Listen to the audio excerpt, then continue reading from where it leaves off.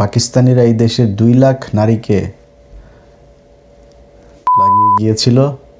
সেই লাগানোর প্রেক্ষিতে যে সন্তান পয়দা হুয়া, তারা বড় হয়ে ছাত্রলীগ, যুবলীগ, আওয়ামী লীগ হুয়া, তার সাথে কিছু প্রথম আলো হুয়া, ডেইলি স্টার হুয়া, উদিচি হুয়া, ছায়ানট হুয়া, তারপরে প্রশিকা হুয়া, এই এটার নাম কি, সিপিবি হুয়া, এরকম অনেক হুয়া, প্রচুর হুয়া। ওরা একজন নারীকে 80 বার ধর্ষণ করেছে একদিনে। 80 বার একজন নারীকে ধর্ষণ করেছে, তাও মরে নেই, বেঁচে আছে। বিডি নিউজ 24 26 তারিখকে সামনে রেখে 25 তারিখে এই শালাকেটা আমি চিনি না, 26 তারিখে এটা পাবলিশ করা হয়েছে। এই রাইটারে চিনি না আমি, সাংবাদিক এটা কলাম লিখেছে। তার নিউজের শিরোনাম হয়েছে 2 লাখ নয়, 4 লাখ নারীর সম্ভ্রমের বিনিময়ে পাওয়া স্বাধীনতা। 2 লাখে হয় নাই, এখন 4 লাখ বানাইছে। এতদিন প্রথম আলো, ডেইলি স্টার যা করতো, এখন প্রক্সি দিচ্ছে কয়েকটা পত্রিকা, এর মধ্যে বিডি নিউজ 24, তারপর ওইদিকে আসে হলো আপনার বিজনেস স্ট্যান্ডার্ড। এই মালিকগুলির চিনা রাখতেছি, সময় হলে বোঝা যাবে।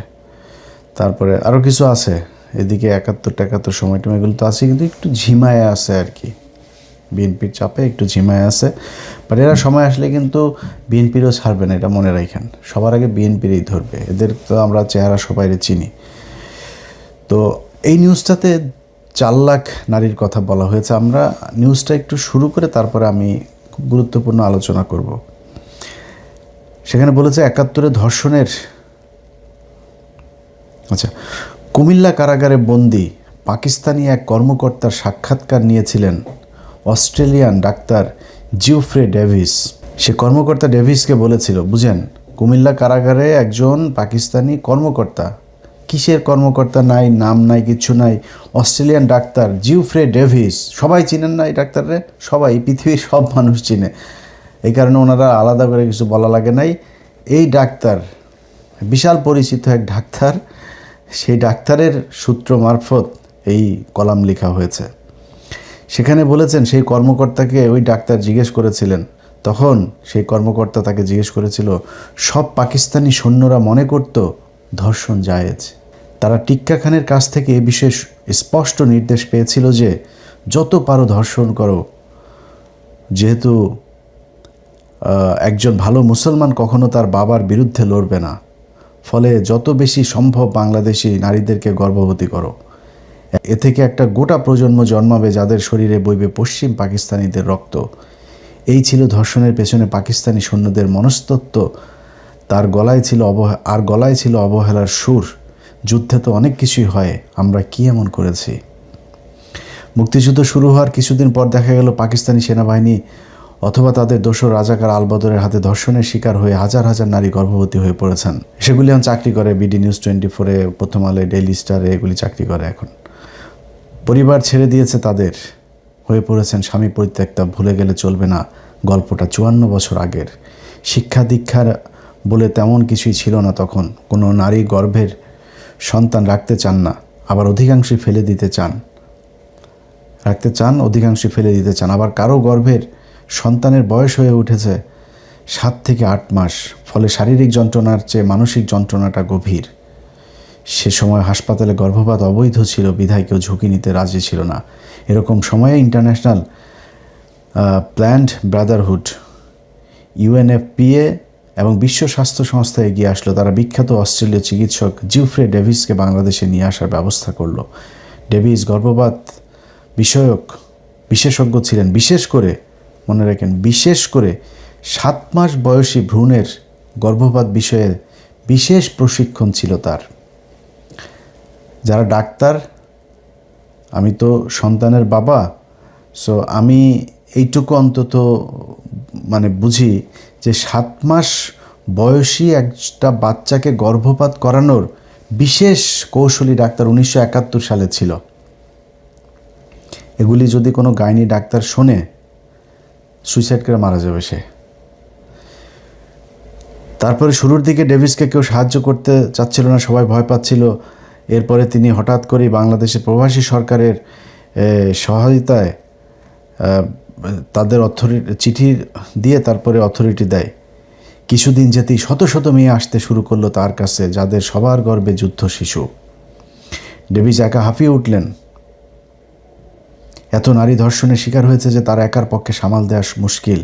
তিনি একটা বুদ্ধি বের করলেন, ঢাকা ও ঢাকার বাইরের স্বাস্থ্যকর্মীদেরকে প্রশিক্ষণ দেওয়া শুরু করলেন। একই সঙ্গে গর্ভপাতের কাজও চলতে থাকলো। এক শহরে কাজ শেষ হলে আরেক শহরে চলে যান তারা। ঢাকায় প্রতিদিন গড়ে 100 মেয়ের গর্ভপাত করেছে তার টিম। বুঝছেন, ঢাকায় প্রতিদিন গড়ে তার টিম 100 করেছে। ঢাকার বাইরেও এই সংখ্যাটা কাছাকাছি। প্রক্রিয়া তেমন কঠিন ছিল না। ধর্ষণের শিকার নারীরা এসে একটা কাগজে সই করে দিতেন। সে কাগজ কই?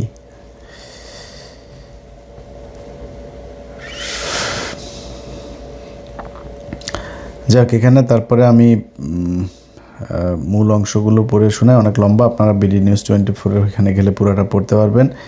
তিনি বলেছিলেন, পাকিস্তানিরা প্রথমে বোমা মেরে চরম নৈরাজ্য সৃষ্টি করত, এরপর সেখানে সব মানুষেরা জড়ো করা হতো, নিতান্ত শিশু বাদে বাকিদেরকে আলাদা করে ফেলা হতো।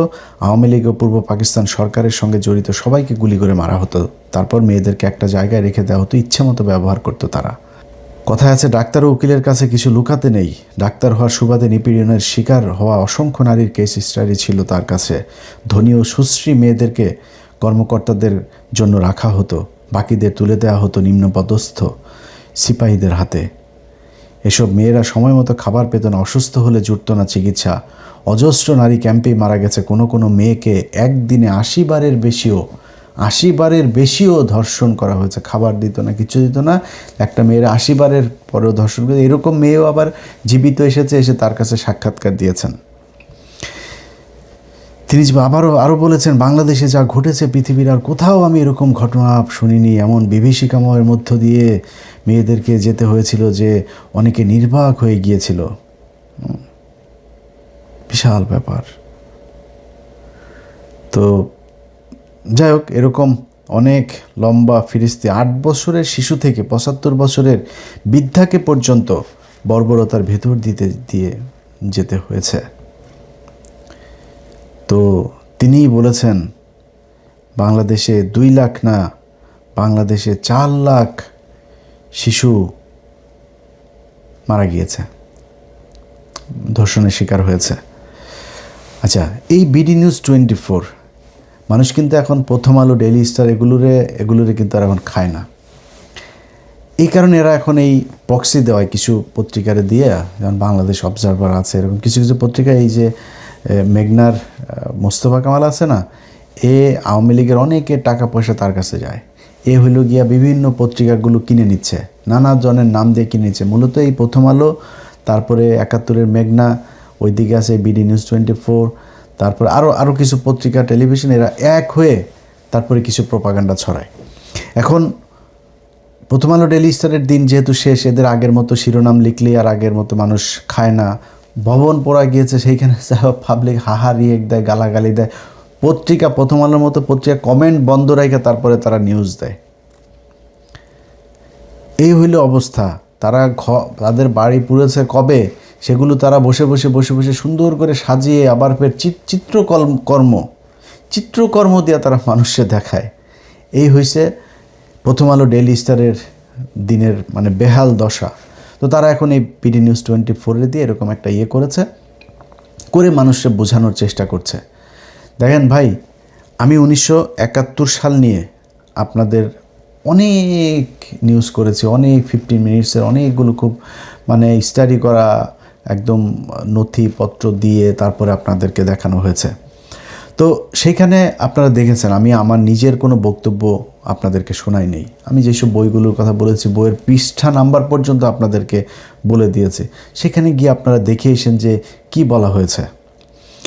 এই যে 3 লাখ এবং 2 লাখ, এই গল্পের শুরু হলো শেখ মুজিব যেদিন পাকিস্তান থেকে লন্ডনে যায়। সেখানে সিরাজুর রহমান ছিল আপনার তখনকার বিবিসির সাংবাদিক। তো তখন তো সাংবাদিক অত ছিল না, এবং এই ধরনের সাংবাদিক তো তখন বিশাল, সবাই চিনে, বিশাল সম্মানিত সাংবাদিক। এবং এই সিরাজুর রহমান সাহেব, উনি তখন কিন্তু শেখ মুজিবের প্রথম লন্ডনে গিয়ে তিনি সাংবাদিক হিসাবে তার নেয়। তো শেখ মুজিব তো কিছুই জানে না। আমরা ওই সিরাজুর রহমান সাহেবের বক্তব্যটা একটু শুনে তারপরে আমি আবার আমার বক্তব্য শুরু করি, তাহলে আপনাদের জন্য বুঝতে সুবিধা হবে। মানুষের অধিকার আদায়ের জন্য যিনি তৎপর ছিলেন, সেই মানুষটি যখন ছাড়া পেয়ে প্রথম বন্দি দশা থেকে ফেরত এলেন লন্ডনে, কেমন দেখেছেন তাকে? ওই যে একটু আগে বলছিলাম যে আমি বললাম উনি প্রেসিডেন্ট হয়েছেন, আমরা মানে উনি বললেন যে আমি আবার কিসের প্রেসিডেন্ট হলাম। আমি বললাম যে আপনি তো দেশে ছিলেন না মুজিব ভাই, আপনার নামে আমরা গোটা দেশকে একত্র করে ফেলেছি, এক করে ফেলেছি, আমরা দেশ স্বাধীন করে ফেলেছি। ইতিমধ্যে আরো লোকজন এলেন, জাকারিয়া খান চৌধুরী এলেন, তারপরে প্রফেসর সুরাইয়া খানম এলেন, এসে ওনাকে পা ছুঁয়ে সালাম করলেন। তো উনি সকলকে কেমন আছিস কেমন আছিস, উনি বললেন যে মুক্তিযুদ্ধ হলো কিভাবে হলো। তারপরে আমি বললাম যে কিভাবে হলো, উনি বললেন যে কত লোক মারা গেছে রে। আমি বললাম যে মারা গেছে তো কোনো হিসাব কেউ করেন নাই, তবে বিভিন্ন মিডিয়া থেকে ওই যে বিদেশি পত্রিকাগুলো যাচ্ছে, ভারতীয় সাংবাদিকরা খবর দিচ্ছেন, সব মিলে আমরা এখানে যে আন্দোলন করছি, আবু সাইদ চৌধুরীকেও আমরা বলেছি, সেই আমরা সাংবাদিকদের মোটামুটি বলেছি এই পর্যন্ত প্রায় 3 লাখ বাংলাদেশি মারা গেছে। যাই হোক, পরে উনি বলেছিলেন ইয়েকে, ডেভিড ফ্রস্টকে 3 মিলিয়ন। আমার মনে হয় যে লাখে এবং মিলিয়নে উনি তো একটু উদ্ভ্রান্ত ছিলেন, একটু ভ্যাবলা গোছের ছিলেন প্রায় বলতে গেলে। কেন কোন দিকে তাকাচ্ছেন কি ভাবছেন বোঝা যাচ্ছিল না। তো উনি ওইটা যে 3 মিলিয়ন বলে ফেলেছিলেন।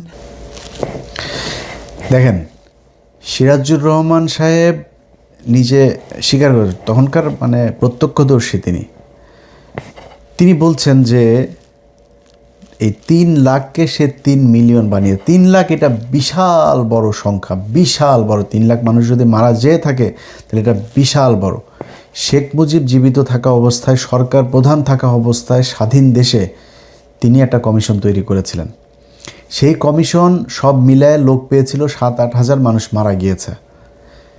তিনি বলেছেন কমিশন বাদ দিয়ে, তাইলে এগুলি করেন নাই তিনি, আর এটা নিয়ে কোনো কাজ করে যান নাই।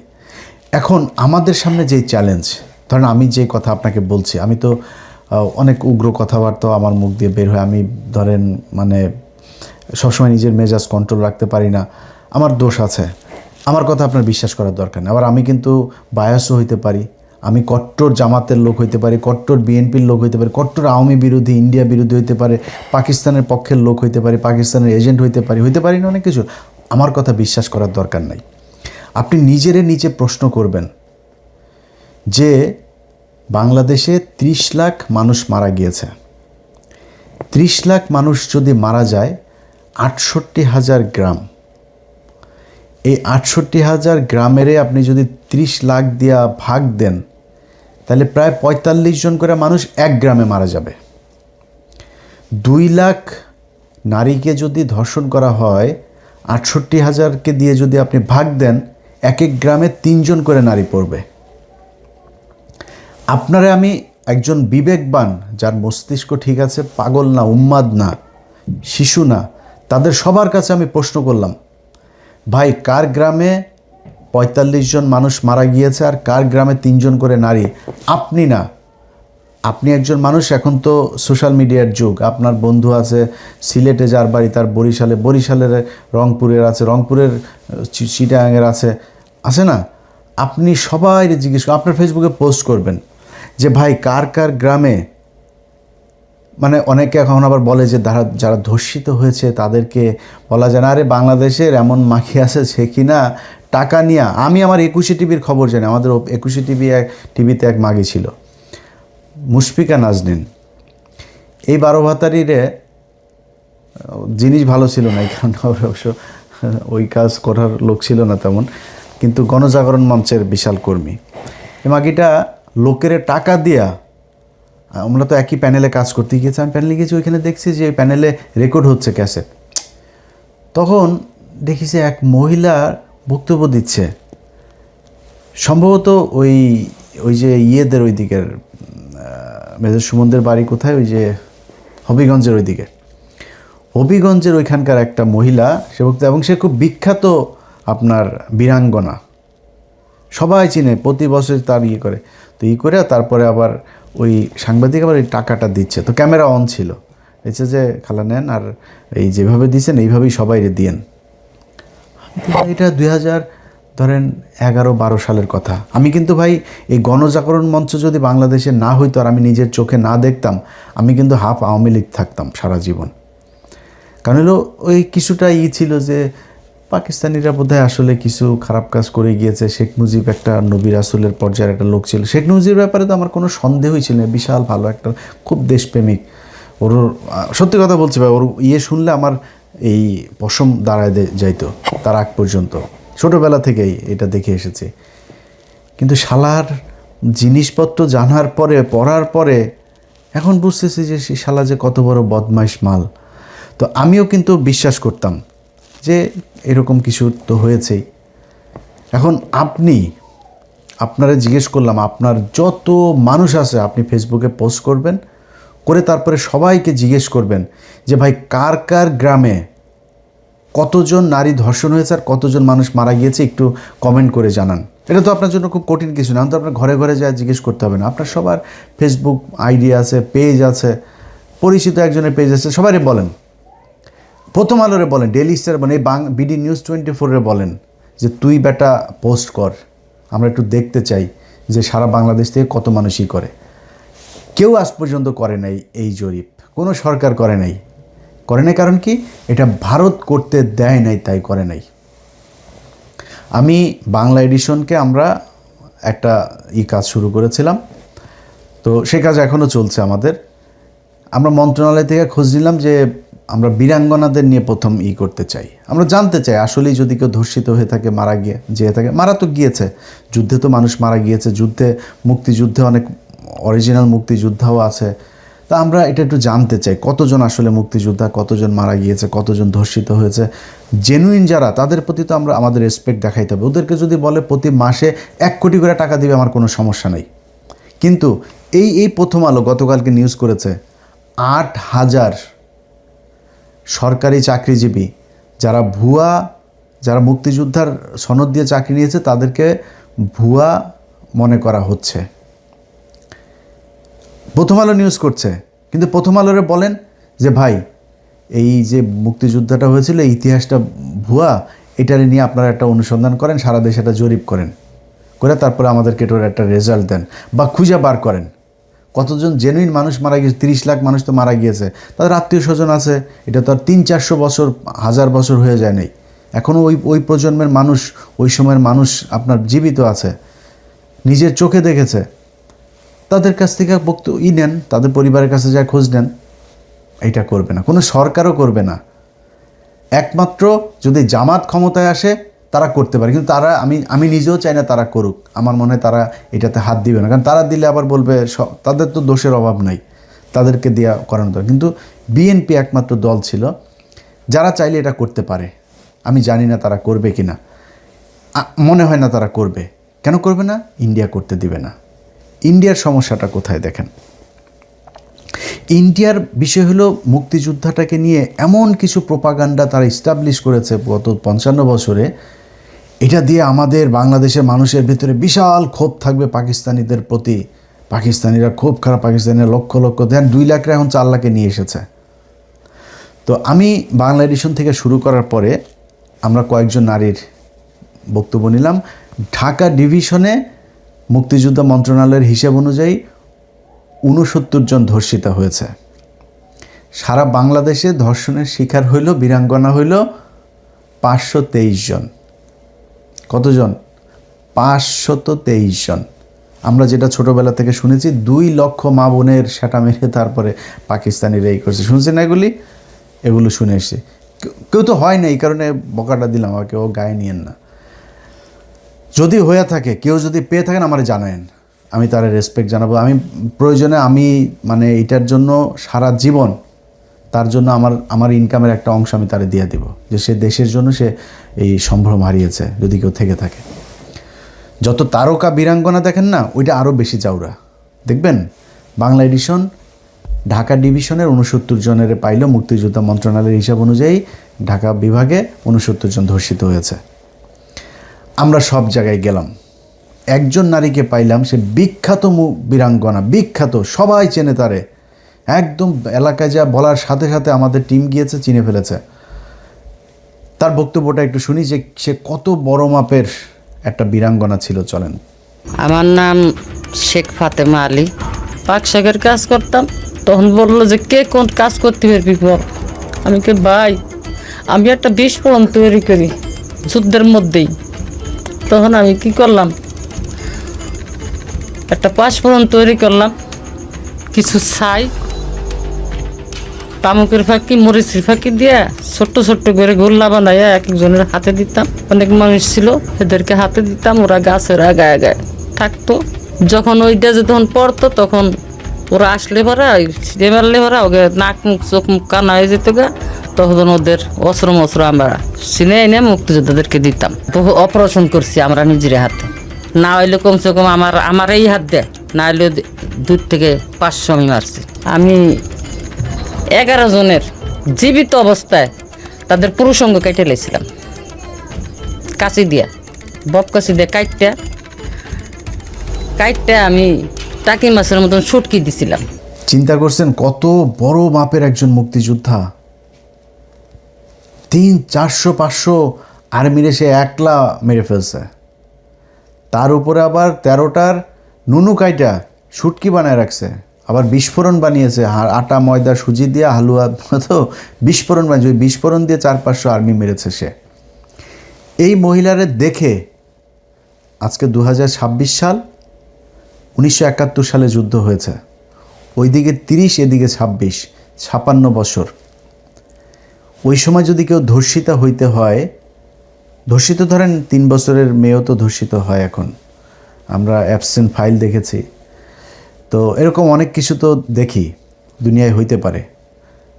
কিন্তু অ্যাটলিস্ট তার তো ধরেন এই মানুষ যদি মারতে, সে যেটা বলছে বিস্ফোরণ বানিয়েছে, আবার 500-রে মেরেছে, আবার নুনু কেটেছে 13 জন, এইটা যদি করতে হয়, ধর্ষিত 3 বছরের 1 বছরের মেয়ে হইতে পারে, কিন্তু এইটা যদি হইতে হয় তার বয়স মিনিমাম 15 ছিল, মিনিমাম।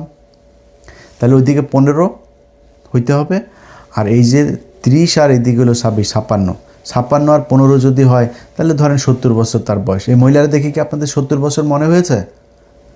আমাদেরও মনে হয় নাই। তার কাছে আমরা তার ভোটার আইডি কার্ড চেয়েছিলাম। আপনার তো জাতীয় নিবন্ধন পত্র ইয়েটা আছে, কার্ডটা, ওইটা একটু দেন। দেখেন সেই কার্ড দেওয়ার পরে তার বয়স কত দাঁড়ায়। 1950 সালে আমার জন্মগ্রহণ, আমি 1971 সনে, তখন আমার বয়স 20 থেকে 22। এই ঠিক করতে যে কত দেরি, আজকে 7 বছর ধরে আমি ঘুরতেছি। সে 13 জনের নুনু কাটছে, তার উপরে আবার 400 মানুষের বিস্ফোরণ বানায় মেরে ফেলছে। আরেক মাগির কাছে যায়, বীরাঙ্গনা মাগি, এ গোপালগঞ্জে। এর হইল গিয়া আওয়ামী লীগের লোকই ওইখানে বক্তব্য দিচ্ছে, তার প্রতিবেশী কয় ভাই ওই তো 71-এ ওর জন্মই হয় নাই, 71-এ জন্ম হয় নাই, ও পরে আওয়ামী লীগ নেতাদের সাথে ঢাকায় গিয়া খেলে, ওই লোক এটাই বলছে, ও যে খেলাধুলা করে তারপরে ও এই বীরাঙ্গনার কার্ড নিছে, মাসে মাসে 20,000 টাকা করে পায়। শুনেন। এখন তো সব ভুয়ো হয়েছে, আছে কিনা তা তো জানি না। ওর নাম লো এইটা হেলেনা, ওই যে মুক্তিযোদ্ধার চার দোকানদার যে মহিলা, ও কি বীরাঙ্গনা নেই? 71 সালে ওর জন্ম হইতো হয়নি। ওরা কি পরে কি বীরাঙ্গনা বানায় রাখছে? ওরে বানায় রাখছে, ওই যে কয়জন নেতারা ওরে ঢাকা নিয়ে খেলাই টেলাইয়া ওই ইয়ে করছে। আর আরও এক জায়গায় শুনেন, এই কেরানীগঞ্জে, ঢাকার পাশেই এক মহিলার নাম দিয়েছে, গ্রামের নাম দিয়েছে, মহিলা তো নাই রে ভাই, ওইরকম ওই নামে, ওই পৃথিবীতে ওই নামে কোনো গ্রাম নাই। ওই এলাকার ইউনিয়ন চেয়ারম্যান যিনি, এলাকার মানুষ সবার কাছে জিজ্ঞেস করে আমরা খুব চেষ্টা করেছি তারা খুঁজে বার করতে। আমি আমার টিমরে বারবার, না ভালো করে দেখেন, খোঁজ নিয়ে দেখেন, আবার ভুল হইলে হবে না, এটা কিন্তু খুব সেন্সিটিভ একটা ডকুমেন্টারি। দেখেন, শোনেন কি করে। আমার জানা মতো খয়েরগুলি নামে কোনো গ্রাম নাই, এবং রেহানা নামা বীরঙ্গনা, যে রেহানা নামের যে বীরঙ্গনাকে খুঁজছেন, আমার জানা মতো এই নামে কেউ নেই আমাদের এখানে। খয়েরগুলি নামে কোনো গ্রাম আছে? না। খয়েরগুলি নামে কোনো গ্রাম আছে? খয়ের? হ্যাঁ। আমার তো জানা মতো এরকম নাই। হনুপা পিতা হচ্ছে আমির আলী, চেনেন? না চেনে না। আপনার এই এলাকার মধ্যে কি বীরাঙ্গনা মুক্তিযোদ্ধা আছে নারী জানা মতে? না আমার জানা মতে নাই। হনুফা বেগম পিতা আমির আলী একজন বীরাঙ্গনা মুক্তিযোদ্ধা আছে, আপনি চেনেন? না, এদিকে আমার জানা মতো কোনো বীরাঙ্গনা নারী নাই। না না, ও নামে চিনি না, ও নামে আমরা কে শুনলাম আর শুনি নেই। ওখানে ওনাদেরকে আমি চিনি না। এখানে আমি দোকানদারি করি ঠিক আছে, কিন্তু এই নামে কেউ ছিল। ভাই এই হয়েছে আমাদের আসল ইতিহাস। আমরা ঢাকা ডিভিশনের 69 জনকে খুঁজে বের করার চেষ্টা করছি, একটা জেনুইন বীরাঙ্গনা আমরা খুঁজে পাই নাই। এখন আপনাদের মনে প্রশ্ন আসতে পারে, ভাই তাইলে এই যে এতদিন ধরে ইতিহাস এমনিতেই হয়ে গেল? প্রথম কথা হলো এই যে শেখ মুজিব 3 লাখ 3 মিলিয়ন এই যে বানায় যে সে একটা বলে আসে, মানে মনে আসছে একজন বলছে বলে দেন একটা কিছু যেহেতু করা হয়নি বলে দিয়েছে। আচ্ছা, এখন মূল কারিগরটা কারা, এইটা হইল গিয়া আপনাকে বুঝতে হবে। দেখেন ইন্ডিয়া, আপনি যদি দেখেন ওদের বিভিন্ন জায়গায়, কাশ্মীরে দেখেন না, প্রতি 7 জনের পেছনে ওরা একজন করে এজেন্সির লোক ফিট করে রাখছে সেখানে, যেমন নড়াচড়া করতে না পারে। ওদের মিডিয়া কি পরিমাণে মিথ্যা কথা বলে এটা তো আপনারা দেখেছেন, এখন তো দেখছেন কিভাবে মিথ্যা কথা ওরা বলে। জীবনে ইভেন ওরা পাকিস্তানের সাথে যে যুদ্ধ করে এগুলোতে ওরা মিথ্যা কথা বলে। ওরা যে সিনেমা বানায় দেখেন না, এই সিনেমা বানায় মানুষের মানে আকৃষ্ট করা, কালচারালি একটা মানুষকে বায়াস করা, তাকে ইনফ্লুয়েন্স করা, এইটা ইন্ডিয়া বহু আগে থেকে শিখেছে। এইটা শিখে এই যে বাংলাদেশে দেখেন না, এই যে কাজী হায়াত, এই যে আওয়ামী দালাল, তারপরে এরকম কিছু লোকজন আছে যাদেরকে দিয়া খুব রসময় করে তারপরে কাহিনী তৈরি করেছে। ওই যে এক সিনেমায় দেখেছিলাম ছোটোবেলায়, মহিলা তার প্রতিবন্ধী বাচ্চা, সেই বাচ্চারে সে মেশিন গান হাতে দিয়ে বের করে দিয়েছে, আমার সিনেমার নাম মনে নেই। আর মুক্তিযোদ্ধাকে তার খাটের ওই কাঁথার ভেতরে শুয়ে দিয়ে ওই ঘরে এসে পালিয়েছে। পাকিস্তানি মিলিটারি পেছনে দৌড়ে এসছে, আসার পর ওর হাতে মেশিন গান দিয়েছে, প্রতিবন্ধী ছেলের হাতেও বের হয়েছে, সাথে সাথে ওরে গুলি করে ঝাঁঝরা করে তুই চলে গিয়েছে পাকিস্তানি। মানে দেখতে তো খুব চোখের মধুর লাগে। আরে বাবা আরে ভাই, কান্নাও করছি, এইগুলো দেখে কান্না করছি। কি সুন্দরভাবে আপনাকে বুঝাইছে ভাই। এই ভারত আমাদেরকে এইভাবে পাকিস্তানের সাথে একটা খারাপ সম্পর্ক তৈরি করে রাখার জন্য এই কাজগুলো করেছে। পাকিস্তানকে কিছু হইলেই বলা হয় পাকিস্তান আমাদেরকে বঞ্চিত করেছে, নিগৃহণের আমাদের 23 বছরের ইতিহাস, এরকম বক্তব্য শোনেন না?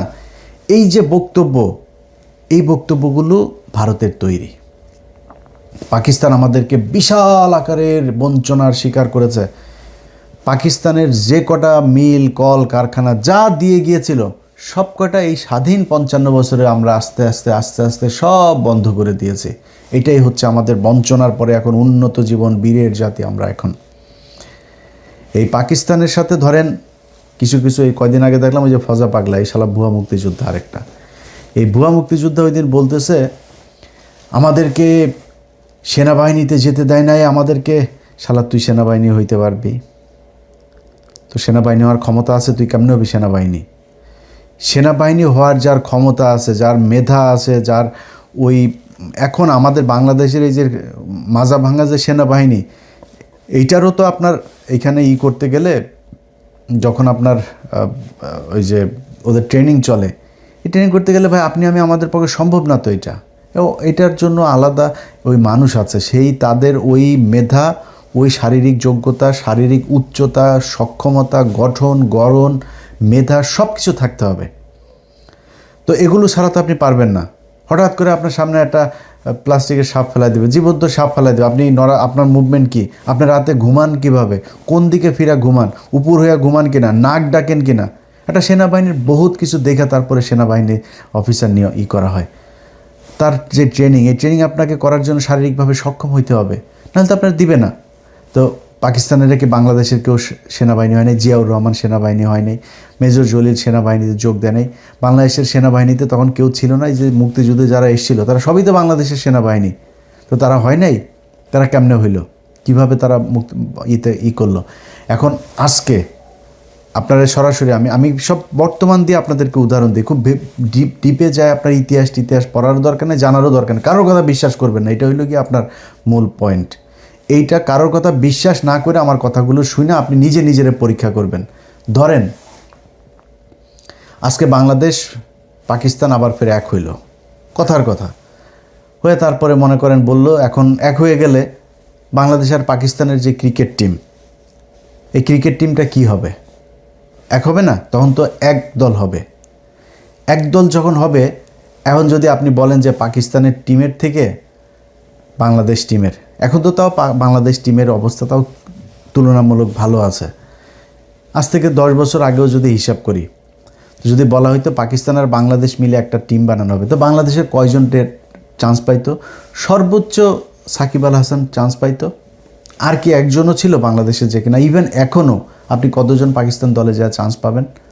পাকিস্তানের এই ইয়ে নিয়ে এখনও রাজনীতি, ওরা তো রাজনীতি করে ওদের জীবনের বহুত দেশেরও ক্ষতি হয়েছে, ওদের এই রাজনৈতিক যে দ্বন্দ্ব এগুলো নিয়ে ওদের নিজেদের প্লেয়াররাই বলে ওদের ভেতরে এখনও রাজনীতি চলে। সেই রাজনীতি করতে গিয়েও পাকিস্তানের এখনকার যে দলটা আছে সেই দলের সাথে বাংলাদেশের কয়জন গিয়ে সেখানে টের পাবে? ভাই ওরা দেখতে, ওরা আমাদের চাইতে যোগ্যতা, শিক্ষাগত যোগ্যতা, আপনি পৃথিবীর যেই প্রান্তে যে আছেন, আমি আমার আমেরিকার খবর জানি, আমরা কোন জায়গায় আছি আর পাকিস্তানিরা কোন জায়গায় আছে সেটা একটা বাঙালিরে জিজ্ঞেস করেন, একটা আওয়ামী লীগের লোকেরা যাই জিজ্ঞেস করেন যে ভাই পাকিস্তানের লোকজন আমেরিকায় কি করে ওরা? ভাই ওরা যদি চুরিও করে খুব স্মার্টলি আমাদের যাতে বহু বড় চুরি করবে। তো পাকিস্তানের লোকের সাথে এখন আপনি যদি দেন যে ওরা যা যেরকম ছিল ওইটার মধ্যে আমাদের লোক অর্ধেক দিতে হবে, অর্ধেক না, তোরা তো দেশ হিসাবে করেছে, তো সেই হিসাবে আপনারা হয় নাই তো। তারপরেও ধরেন তর্কের খাতিরে ধরলাম পাকিস্তানিরা স্বজনপ্রীতি করেছে। আচ্ছা আমার দেশের আজকে 55 বছর বয়স হইল, আপনি এখন ঘুষ ছাড়া চাকরি পান তো, তাই না? আপনার মামু খালু না থাকলে চাকরি পান নাকি? নিজেরে কোশ্চেন করেন এই ব্রেনের মধ্যে, তাইলে উত্তর পেয়ে যাবেন। সো এই জিনিসগুলো দিয়ে আমাদেরকে যদি নাকি বলা হয় দুই দেশ আলাদা হয়ে যাইতে হবে, আলাদা হয়ে গিয়েছে, যুদ্ধ শুরু হয়ে গিয়েছে, ভাই তাহলে তো বাংলাদেশ প্রতিদিন আলাদা হবে, এক ভাগে ময়মনসিংহ একদিকে যাবে, খুলনা আরেকদিকে যাবে, সিলেট আরেকদিকে যাবে, সব আলাদা হয়ে যাবে, কেউ থাকবে না। যদি ওইটাই পয়েন্ট হয় যে আমরা এই চাকরি বাকরির ক্ষেত্রে হয়, এই করা হয়, আমাদের বঞ্চিত করা হয়, তো গোপালগঞ্জে এতদিন ধরে যে গোপালগঞ্জে যা করা হয়েছে, এখন আবার ধরেন পুলিশের অনেক অফিসার আছে যারা কিনা বগুড়ায় বাড়ি হইলেই সে কী করেছে আর দেখার দরকার নেই, বগুড়া বাড়ি হইলেই তারা ভালো পজিশনে আছে, পুলিশের নিজেদের কথা। তো এটা তো ভাই হচ্ছে, আগেও হয়েছে। এখন আমাদের মূল পয়েন্টটা হচ্ছে যে বাংলাদেশ পাকিস্তানের থেকে আলাদা হয়েছে। পাকিস্তানের সাথে 1971 না হইলে 81-তে হইতো না, 91-তে হইতো না, 26-এ হইতোই। এত দূরে দুইটা দেশ একসাথে জীবনও থাকতো না, আমি নিজেও চাইতাম না যে থাকুক, আলাদা হয়ে যাইতো। আলাদা হওয়ার পরে এখন আমার কি দরকার ভাই, সেটা হলো মূল কোশ্চেন। এই ইন্ডিয়ার এই 2 লাখ আর 30 লাখ মা বোনের এই বালছাল এগুলি ধনপন এগুলি যদি শুই না, ভাই আমার কথা ভালো না লাগলে আপনি জরিপ করেন, আপনিও এটা অনুসন্ধান করেন। আপনার বিএনপিরও তো এখন আমাদের কথা ভালো লাগে না, বিএনপিরে বলবো বিএনপি করুক, তার রাষ্ট্রীয় ক্ষমতায়, তার মন্ত্রণালয় আছে আলাদা একটা, করেন আপনি, করে তারপরে করেন। এটা করবেন না, এটা করবেন না কেন? এটা করবেন না কারণ হইছে এইটা নিয়েই রাজনীতি করতে হবে, এটা না থাকলে আর রাজনীতি থাকবে না, যে কারণে তারা এই নিয়ে রাজনীতি করে। আর ইন্ডিয়া ওইখানে এই মুক্তিযোদ্ধার বাল দিয়া 2 পাকিস্তানের মানুষের মধ্যে মনে করেন এই যে মানে তাদের দা কুমড়ো সম্পর্ক, সেই 1971 সাল থেকে এই 2024 সাল পর্যন্ত এটা চালিয়ে রেখেছে। এই ধনফোন 71-এর এই বাল দিয়া বাংলাদেশের মানুষের আলাদা করা যাবে না। আমরা এক, পাকিস্তানের মানুষ মুসলমান, আমরা মুসলমান ভাই। আমার দরকারে সে আসবে, তার দরকারে আমরা যাব, তাদের সাথে আমার সর্বোচ্চ ভালো একটা সম্পর্ক থাকবে।